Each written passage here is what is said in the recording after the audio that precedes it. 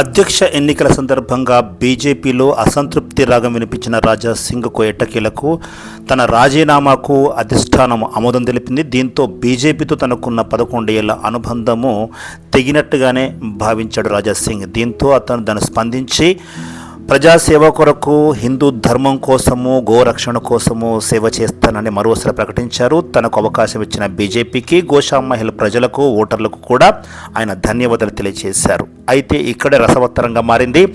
ఇక మరికొన్ని రోజుల్లో అంటే ఇతని మీద ఎమ్మెల్యేగా సస్పెన్షన్ వేటు పడవచ్చు. అదేవిధంగా అక్కడ గోషామహిళకు ఉప ఎన్నిక కూడా వచ్చే అవకాశం కనిపిస్తుంది. దీంతో బీజేపీకి ఈ స్థానం మరింత సవాళ్లను విసిరే అవకాశం ఉంది. ఒకవేళ బీజేపీ గెలిస్తే కానీ తన ఉనికిని చాటుకునే పరిస్థితిలో ఉండదు. అక్కడ రాజా సింగ్ గెలిస్తే మాత్రం బీజేపీ యొక్క పార్టీ యొక్క ఉనికి ప్రశ్నార్థకంగా మారే అవకాశం ఉంటుంది.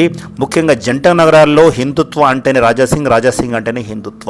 బీజేపీని రాజాసింగ్కు ప్రత్యామ్నాయంగా చూసే పరిస్థితి జంట నగరాలు లేదు కనుక ఒకవేళ రాజాసింగ్ గెలిచినా లేదా రాజాసింగ్ కాకుండా కాంగ్రెస్ కానీ ఎంఐఎం గెలిచినా కూడా బీజేపీ నైతికంగా ఓడినట్లే.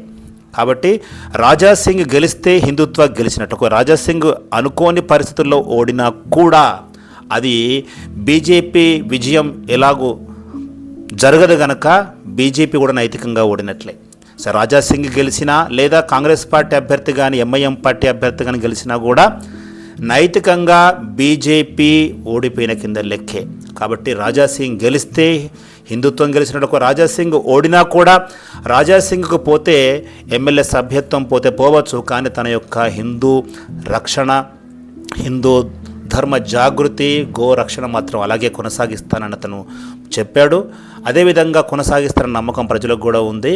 సో ఎటొచ్చి ఇప్పుడు రాజా సింగ్ కంటే కూడా బీజేపీకే సవాళ్ళు అధికంగా ఉన్నట్లు కనిపిస్తుంది. సరి అయిన అభ్యర్థి దొరకడం, ఆ అభ్యర్థి రాజా సింగ్ ప్రభావాన్ని ఎంత మేరకు తట్టుకొని నిలబడతాడు, ఏ విధంగా పైచేయి సాధిస్తారన్నది కూడా ప్రశ్నార్థకంగానే ఉంది. మరోపక్క ఇక్కడ రాష్ట్ర స్థాయి బీజేపీలో పెద్దలు చేస్తున్న కుటిల రాజకీయాలను కూడా బట్టబయలు చేయడానికి ఈ ఉప ఎన్నిక ఒక మంచి అవకాశంగా అతను భావిస్తున్నట్టు తెలుస్తోంది.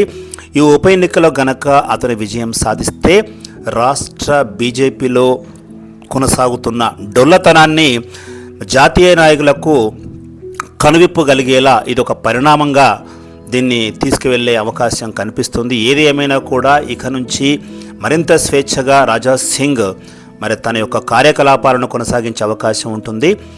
ముందు నుంచే చాలా ధాటిగా వేగంగా స్పందించే రాజా సింగ్ ఇక నుంచి మరింత వేగంగా ముందుకు పావులు కదిపే అవకాశం ఉంటుంది. రానున్న గోషామహల్ ఎన్నికల్లో తన యొక్క సత్తాను చాటుకోవడానికి ఆయన మరింత కృషి చేసి తానేంటో అధిష్టానానికి తెలియజేసేందుకే ఆయన దృష్టి సారించే అవకాశం ఉంది.